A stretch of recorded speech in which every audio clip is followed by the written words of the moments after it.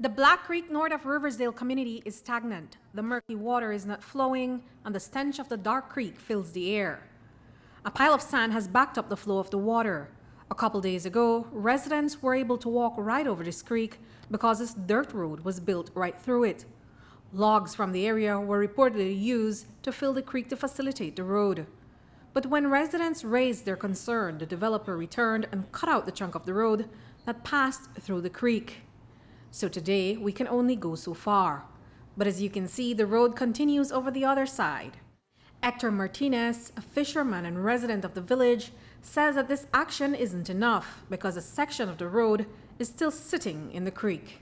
Whoever is building this road, they just actually just fill the creek, just actually dam the creek, that I was saying, just dam the creek, just basically just.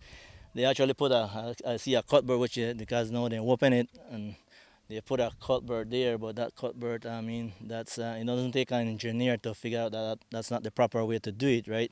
So it still was dammed because, the water on the east side of the creek that was very stagnant, very, very stagnant. And it's still stagnant because now it's even closed on the beach side also. A couple of days, like I would say 4 days ago, you could just walk right across. You could actually drive across it, you could walk across it because it was the road was right across the creek. But since this has been on social media and on the news also, seemed like they just came in like in a rush and just kind of just take out that one silly culvert, I would say, that they put in there, and just kind of half open the creek because it still needs to open like another 25 feet.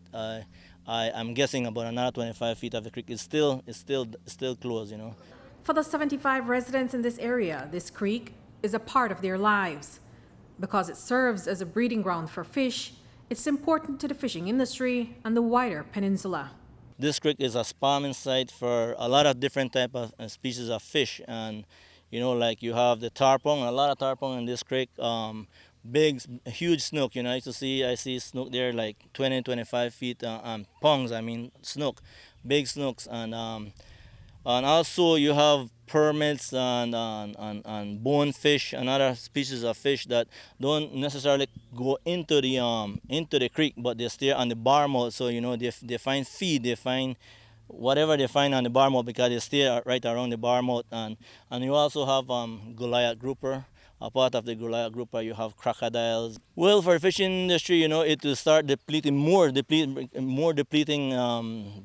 fish stock, that we the fishermen depend on, and also not only us the fishermen, also tour guide depend on the tarpon and the game fish, because we all somehow we make a living off these fishes, and so this is very bad for the environment and for us, the fishermen. So it's a major concern for us. As you can see, walking the beach, it's all sand.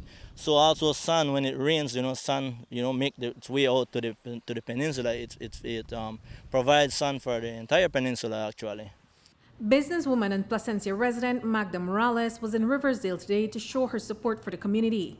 She believes that building a road through the creek is not the answer for the developers who want to access their property.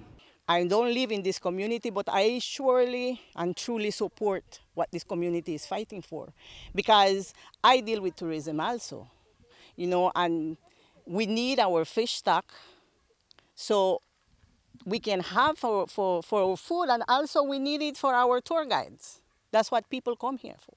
And we are not really against development, but it should be the proper way. It should be done the proper way. And I'm asking the government, the Department of Environment, before you issue any permits whatsoever, you need to come and check and see what is going on here. I think before they did anything and put a culvert, the proper way to do it is to build a bridge, so they have the natural flow of the water. Roy Castellanos is a fisherman and resident of the community. He knows this area well. So how did this happen right under his nose? He says that the works started about a month ago in the general area, but they didn't expect that a road would be built through the creek.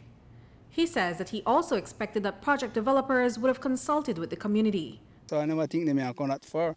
Well, I understand afterwards when the guys tell me they're going all the way to Maya King. all the way to Southern Creek, where we call that I know we call it creek, but a river. That's a distance from here. Yeah.